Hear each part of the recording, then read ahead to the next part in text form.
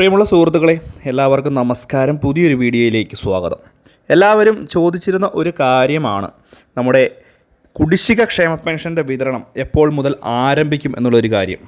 അതിന് ഇപ്പോൾ തത്വത്തിൽ ഒരു തീരുമാനമായിരിക്കുന്നു എന്നുള്ള വളരെ പ്രധാനപ്പെട്ട അറിയിപ്പുകൾ ഉൾപ്പെടെയാണ് ഇന്നത്തെ വീഡിയോയിൽ ഉൾപ്പെടുത്തിയിരിക്കുന്നത്. മാത്രവുമല്ല, ക്ഷേമ പെൻഷൻ ലഭിക്കുന്നതിന് വേണ്ടി എല്ലാവരും പുതിയ സർട്ടിഫിക്കറ്റ് കൂടി ഹാജരാക്കേണ്ടതിൻ്റെ ആവശ്യകതയുണ്ട്. ഇതൊക്കെ സംബന്ധിച്ചുള്ള വിശദമായിട്ടുള്ള അറിയിപ്പുകൾ ഇന്നത്തെ വീഡിയോയിൽ ഷെയർ ചെയ്തിരുന്നു.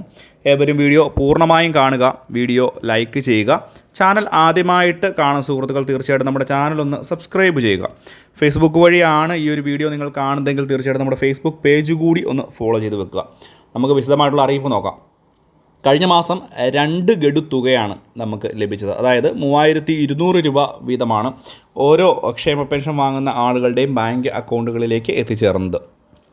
പല ആളുകളും ഇപ്പോഴും ചോദിക്കുന്നുണ്ട്, ഫെബ്രുവരി മാസത്തിൽ 2 മാസത്തെ കുടിശ്ശിക തുക ലഭിക്കുമോ എന്നുള്ളൊരു കാര്യം. അതായത് 1 മാസത്തെ കുടിശ്ശിക തുകയും 1 മാസത്തെ ഫെബ്രുവരിയിലെ തുകയോട് ചേർത്ത് 2 മാസത്തെ തുക ലഭിക്കുമോ എന്നുള്ളൊരു കാര്യം പലരും ചോദിക്കുന്നുണ്ട്.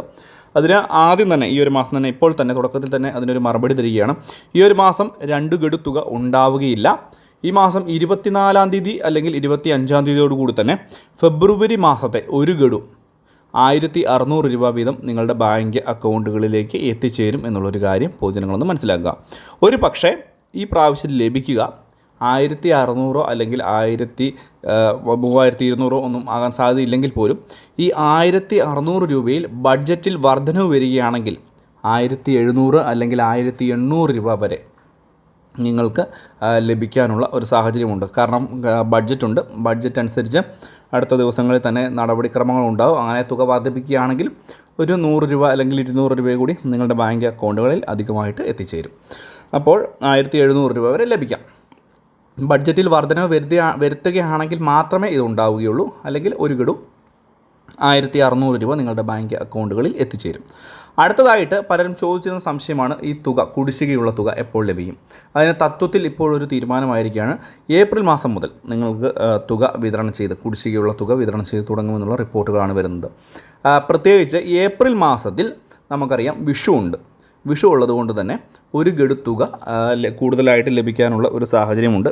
മാത്രമല്ല, അടുത്ത സാമ്പത്തിക വർഷം ആരംഭിക്കുന്നത് ഏപ്രിൽ മാസത്തിലാണ്. അതുകൊണ്ട് ആ ഒരു മാസം മുതൽ തന്നെ 1 മാസത്തെ കുടിശ്ശിക തുക കൂടി വിതരണം ചെയ്യാനുള്ള ഒരു സാഹചര്യം ഉണ്ടാകും. അങ്ങനെ വരികയാണെങ്കിൽ ഏപ്രിൽ 14-ന് മുമ്പാകെ തന്നെ, അതായത് ഏപ്രിൽ 10-ാം തീയതിയോടുകൂടി തന്നെ ഈ ഒരു ക്ഷേമ പെൻഷൻ തുക നിങ്ങളുടെ ബാങ്ക് അക്കൗണ്ടുകളിലേക്ക് എത്തിച്ചേരുന്ന രീതിയിലായിരിക്കും ഇതിൻ്റെ വിതരണം ഉണ്ടാവുക.